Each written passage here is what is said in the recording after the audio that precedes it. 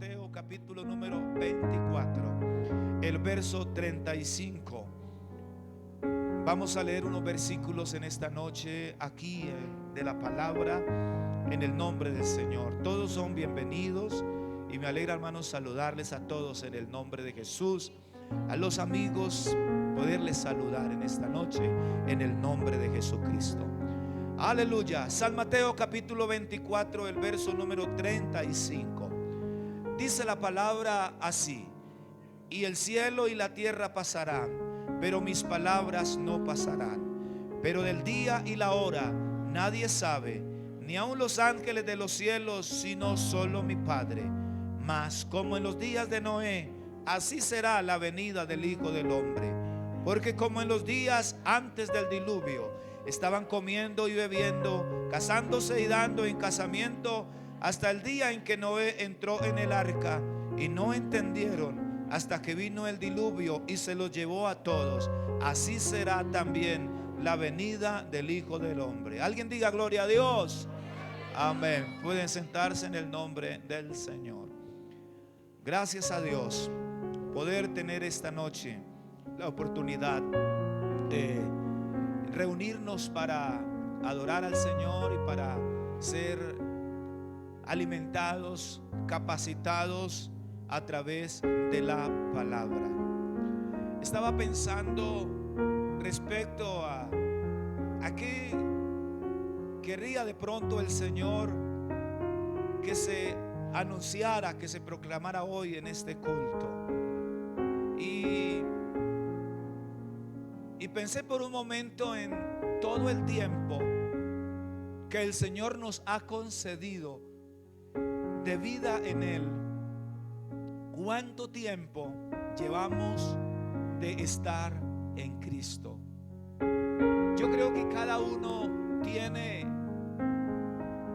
una nota. Cada uno podría decir: yo llevo tantos años de conocer el camino del Señor.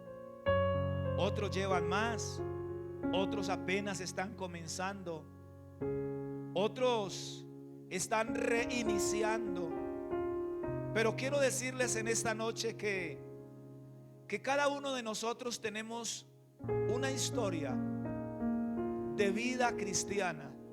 Cada uno tenemos una historia de vida cristiana, una historia que está escrita en momentos cumbres y en momentos bajos. Hemos vivido altibajos en esta historia, pero aún así el Señor hasta aquí nos ha sostenido. Hasta aquí Él nos ha ayudado. Aún hasta aquí Él nos tiene aquí. ¿Por qué nos tiene el Señor? Todo ese tiempo que llevamos, ¿por qué todavía estamos en la iglesia? A pesar de que hemos tenido momentos difíciles. De pronto alguien ha vivido la experiencia de apartarse del Señor, pero aún así el Señor le tendió la mano y lo ha vuelto a traer. ¿Pero por qué? ¿Por qué tanta paciencia con nosotros? El apóstol Pedro, escribiendo en su carta, dijo acerca de la venida del Señor, que hay quienes la tienen por tardanza, pero dice la palabra que aquí lo que pasa es que Él es paciente para con nosotros. Con nosotros. La paciencia de Dios es con nosotros. Según el apóstol Pedro, no está hablando que Dios es paciente con la gente que no ha querido creer. No, Él está diciendo en la carta que Él es paciente con nosotros, no queriendo que ninguno se pierda, dice el texto, sino que todos procedan al arrepentimiento.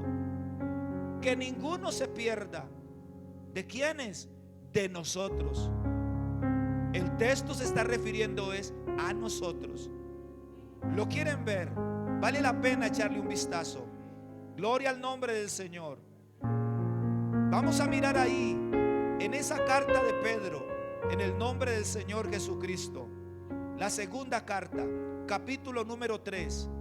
Dice la palabra del Señor: Vamos a leer desde el verso el 9, dice el hermano, el Señor, segunda de Pedro 3:9, el Señor no retarda su promesa, según algunos la tienen por tardanza, sino que es paciente para con nosotros. ¿Se da cuenta? Está hablando de nosotros. No está hablando de que el Señor es paciente con el incrédulo, sino con nosotros. Dice la palabra, parece que esa promesa de su venida se ha tardado. ¿Es por quiénes? Por nosotros. Pero sigue diciendo, no queriendo que ninguno perezca. ¿De quiénes está hablando a él de que pudieran llegar a perecer? De entre nosotros. No está hablando de afuera, que ninguno de entre nosotros está hablando de eso perezca, sino que todos. ¿De quién sigue hablando? De nosotros. Procedan al arrepentimiento. Está hablando de nosotros. El texto, el contexto se refiere es a nosotros. A nosotros. A veces nosotros vivimos como llegó a vivir el pueblo de Israel. ¿Cómo vivió Israel? Ellos vivían tan confiados en su linaje, confiados en su nacionalidad, confiados en que eran el pueblo de la promesa, el pueblo de los pactos. Ellos vivían confiados por todas esas, digamos, promesas, porque era el pueblo de las promesas. Ellos vivían confiados por todo eso. Y esa confianza, de cierta manera, los va a afectar profundamente. Los afecta tanto que el profeta Amós, vamos a mirar ahí la Biblia, libro del profeta Amós, el capítulo 4, el verso 6. Hay una denuncia de parte de Dios a través de Oseas. Oseas, el capítulo 4. Hay una denuncia a través de Oseas. El Señor toma a su hombre y le dice: mi pueblo fue destruido. Pero ¿sabe que cuando Oseas está predicando eso, el pueblo aún existía? Todavía había nación. De alguna manera ya se habían dividido. Estaba el reino del norte, el reino del sur. Las 10 tribus se separaron de las 2 tribus de Judá y de Benjamín. Pero ya para el Señor eso era un augurio de destrucción, porque el Señor bien dijo en una ocasión: una casa dividida contra sí misma no puede prosperar. Ya el Señor usa a Oseas. Oseas predicó a la par con Isaías el profeta. Todos esos profetas en esa época anunciaban la destrucción del pueblo. Anunciaban que el pueblo estaba entrando, o que ya había entrado en una crisis grave, y invitaba al pueblo al arrepentimiento. Continuamente lo invitaban al arrepentimiento. Pero dice la palabra a través de la escritura que mi pueblo fue destruido. ¿Y por qué fue destruido el pueblo? Porque le faltó conocimiento. Le faltó conocimiento. ¿Sabe que eran el pueblo de Dios? ¿Sabe que eran los reyes del pueblo de Dios? A pesar de que estaban divididos, era la nación linaje de Abraham. Era la nación que provenía del linaje de David. Era la nación de las promesas. Era el pueblo de los pactos. Era el pueblo que tenía la ley. Era el pueblo que tenían lo que los demás pueblos no tenían. Y ellos se sentían seguros por todo lo que tenían. Llegaron tal vez a creer, como la iglesia de la Odisea llegó a creer por un momento: no tenemos necesidad de nada. Pero el Señor le mandaba profetas para decirles que ellos ya habían sido destruidos, aunque estaban dentro de la tierra. Aún Babilonia no había llegado. Ni siquiera cuando Oseas predica, todavía el reino del norte todavía estaba en pie. Asiria se acercaba, y por los de abajo Babilonia ya estaba en proyecto, pero no habían caído. Pero ya el Señor les anunciaba: mi pueblo fue destruido. No porque no eran pueblo, No porque no tenían pactos, no porque no tenían las promesas, sino porque les faltó conocimiento. El Señor había advertido a través de sus padres, de los antiguos, a Josué. El Señor le dijo: nunca se apartará de tu boca este libro de la ley, sino que de día y de noche, continuamente, las 24/7, meditarás en él, para que hagas conforme a todo lo que en él está escrito. Entonces harás prosperar tu camino y todo te saldrá bien. Pero eso es lo que el pueblo comenzó a desechar paso a paso. Con el paso del tiempo, ellos se fueron confiando por todas las bendiciones, por todos los privilegios que Dios les había dado. Era un pueblo muy privilegiado.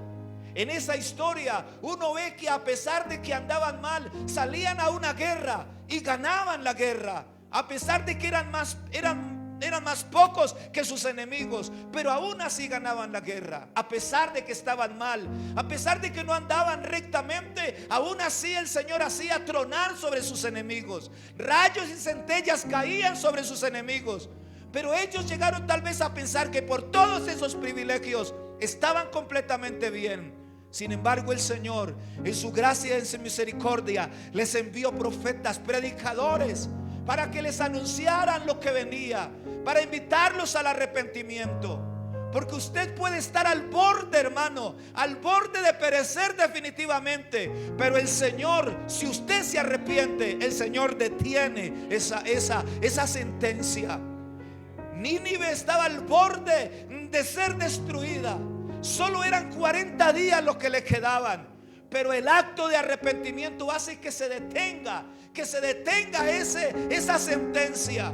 El Señor hubiera podido detener la sentencia que venía contra el reino del norte de Israel y el reino del sur de Judá. Hubiera podido detener a Siria y hubiera podido detener a Babilonia, pero el Señor les anuncia la importancia del arrepentimiento, pero ellos desechaban la palabra del Señor. Estaba pensando precisamente en este texto de San Mateo, el capítulo 24.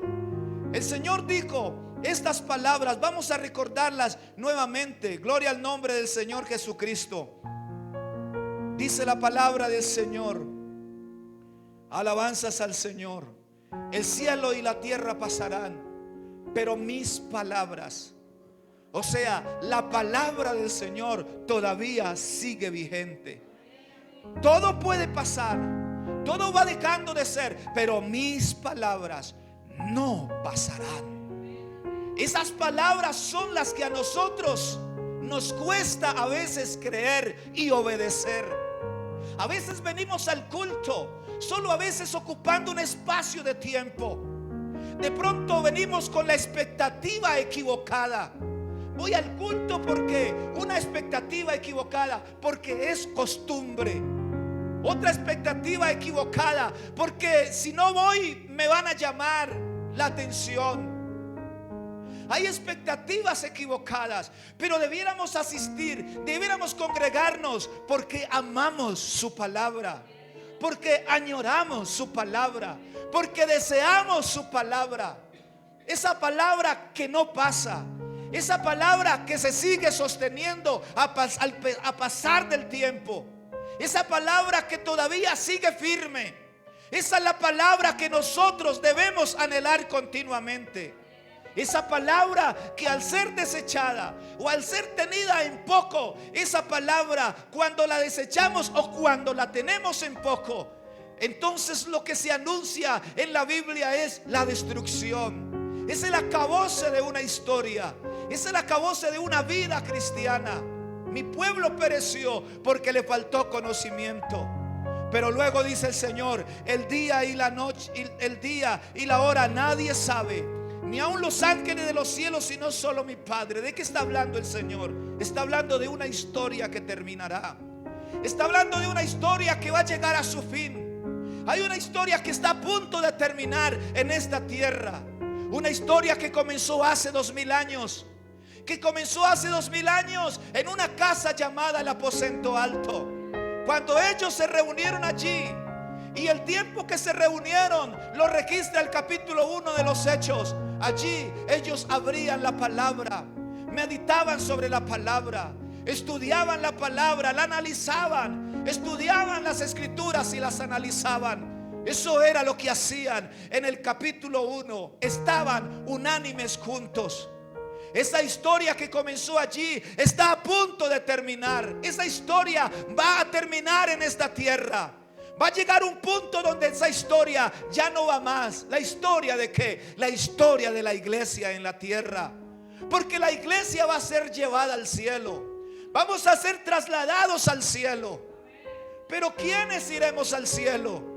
Para ir al cielo necesitamos de verdad amar su palabra. Esa palabra que al amarla y al atesorarla aquí produce en nosotros convicciones profundas. Produce en nosotros sed profunda. Esta tarde en el discipulado que estamos haciendo los sábados, se habló un poquito respecto a una pregunta que se hizo.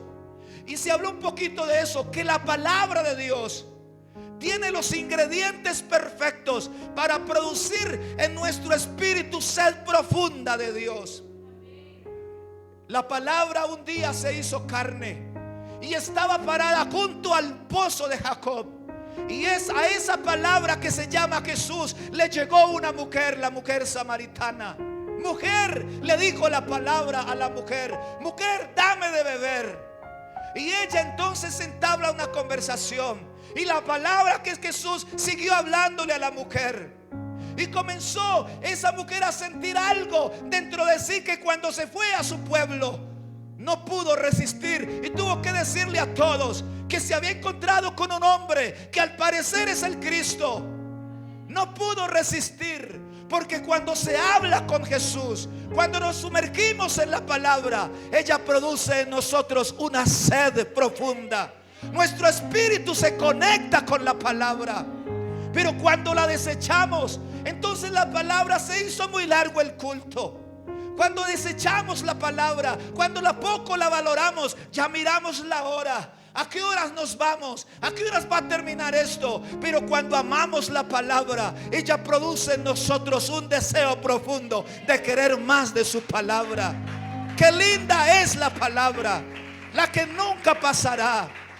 Pero cuando Cristo el Señor venga, se va a encontrar con algo. No será sorpresa para Él. Él dijo que así sería. Él bien lo sabe que así va a pasar. Él, con el dolor en su alma, porque a Él le duele, sabe que va a pasar. Tanto que en una ocasión le dijo a los discípulos, hizo esta pregunta: cuando venga el Hijo del Hombre, ¿hallará fe en la tierra? Una pregunta no tan suelta, una pregunta salida de lo profundo de su corazón. El Señor está diciendo en Mateo 24:37: mas como en los días de Noé, así será la venida del Hijo del Hombre. Pero ¿cómo es la venida del Hijo del Hombre? ¿Cómo estará caracterizada? El verso 38 sigue diciendo: porque como en los días de Noé, antes del diluvio, antes del acabose, antes del cierre de esa historia, antes de todo eso, antes del diluvio, dice, estaban comiendo y bebiendo, casándose y dando en casamiento. Es decir, estaban entretenidos en las cosas materiales. Prioridad para ellos no era la palabra predicada en boca de Noé. Noé era un gran pregonero de justicia en esa época.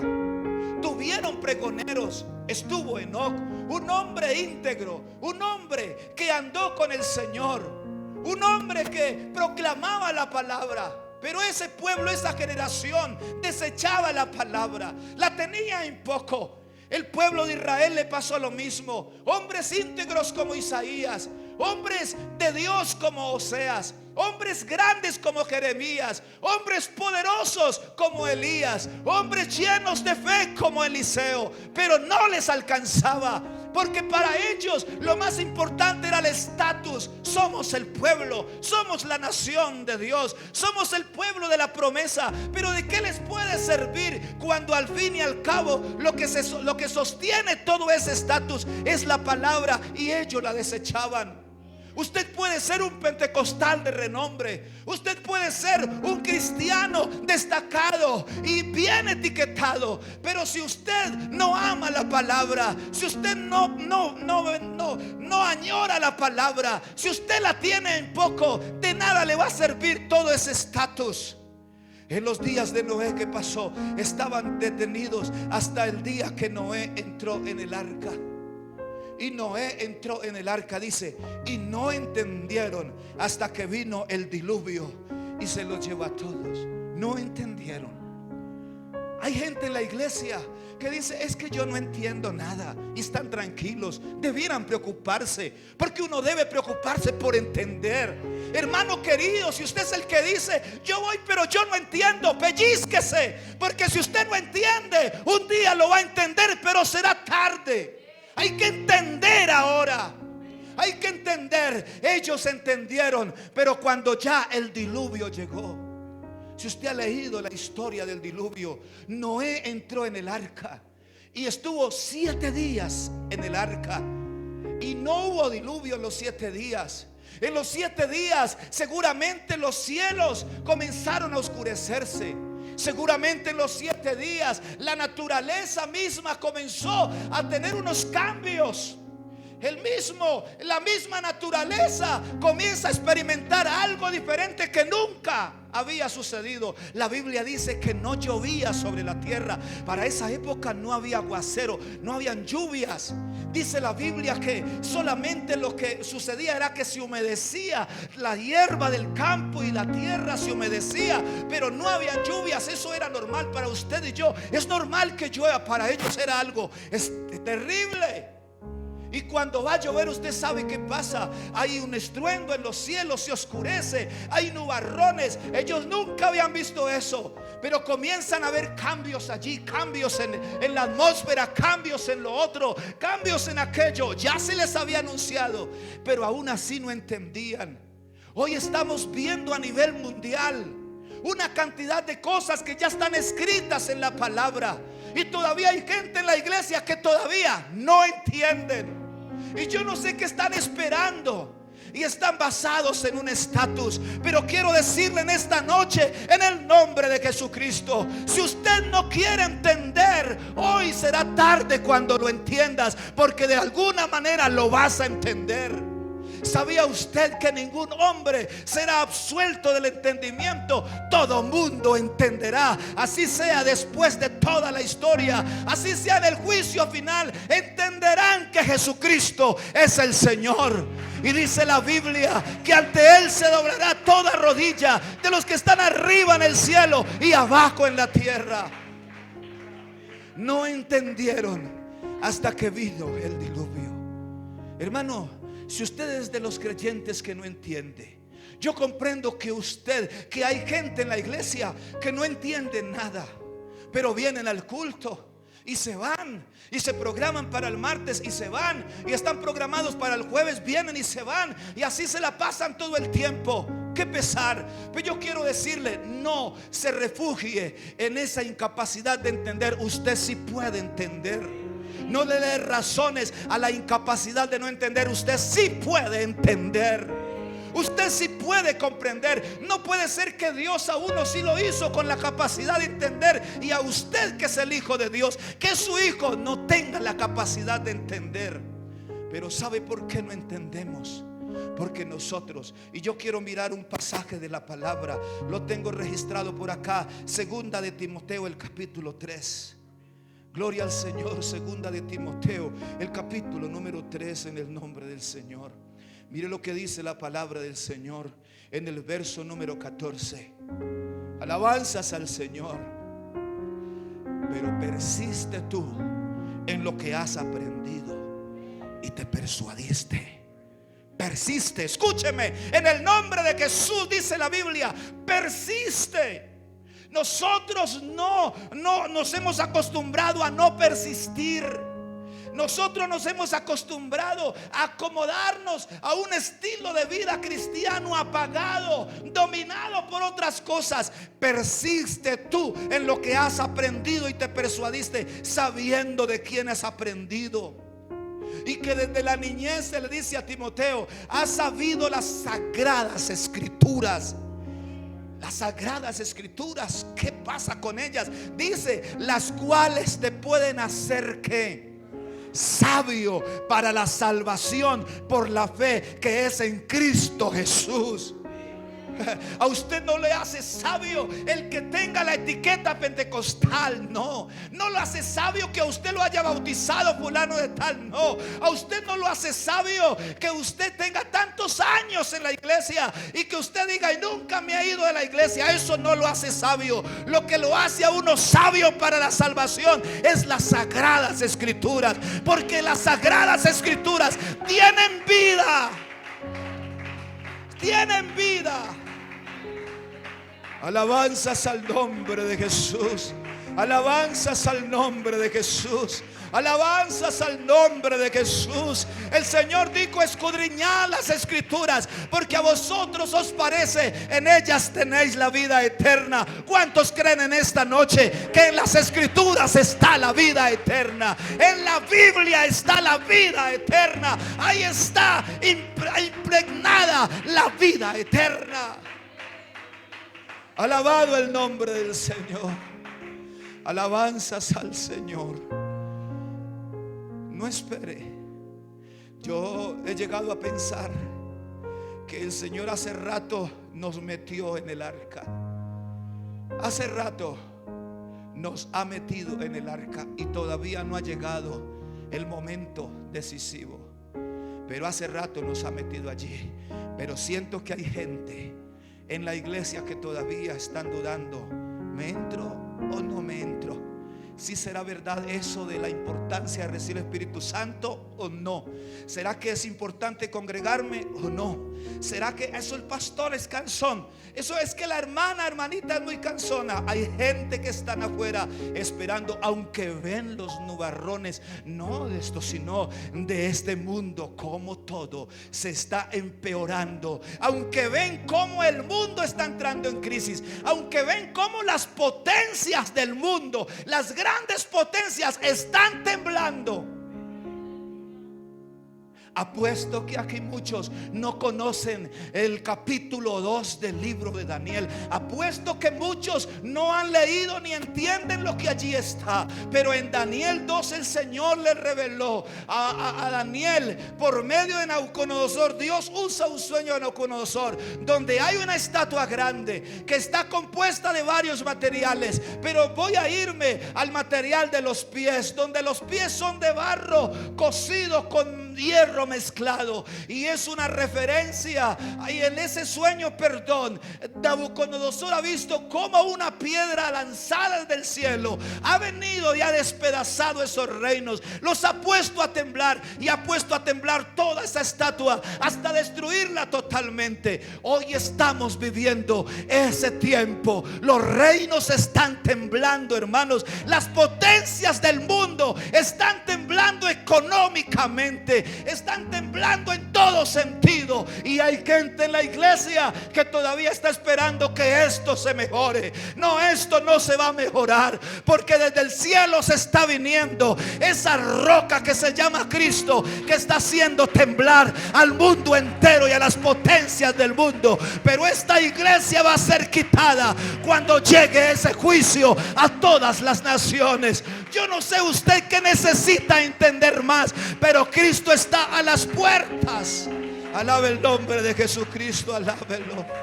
Alábelo, alábelo, alábelo. Alábelo en esta hora, alábelo.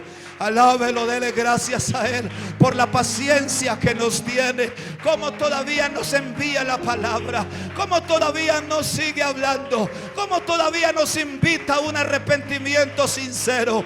Oh, aleluya. Gloria al Señor. Ya no se tarda el Señor. Lo estábamos cantando. Yo no sé si usted lo cree. Colóquese de pie en el nombre de Jesucristo. Oh, alabanzas al Señor. Alabanzas al Señor. Pronto vendrá el Señor su iglesia a levantar.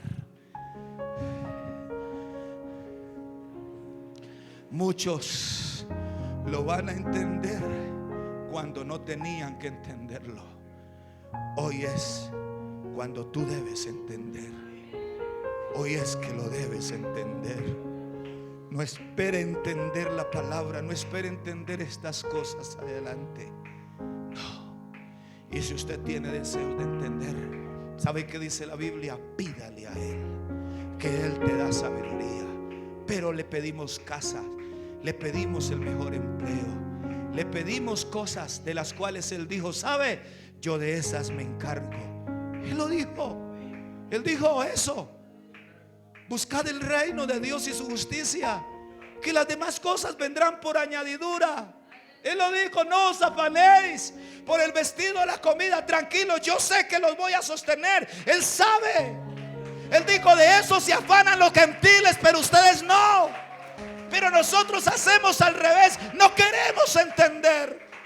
No queremos entender. Es que la empresa me creció, es que el negocio está creciendo y yo no lo puedo abandonar. No, hermano querido, entendamos lo que hay que entender ahora, en el nombre de Jesucristo. Yo estaba sentado ahorita y varias veces se me viene a la mente el pensamiento: ¿qué tal estemos en pleno culto? Y entonces y la cantidad nos vayamos. ¿Qué va a pasar con el que se quede sentado en esa silla? Que creía estar firme porque estaba en la pentecostal, porque estaba bautizado, porque hasta había hablado en lenguas, por esto y lo otro. ¿Qué va a pasar con ese? Muchos, dijo Jesús, porque Él respondió ya a esa pregunta. Muchos me dirán en aquel día: Señor, Señor, en tu nombre hicimos esto, hicimos lo otro, tal y tal. Y el Señor les va a decir: yo nunca los conocí, apártense de mí. Amado hermano, estamos en un tiempo determinante.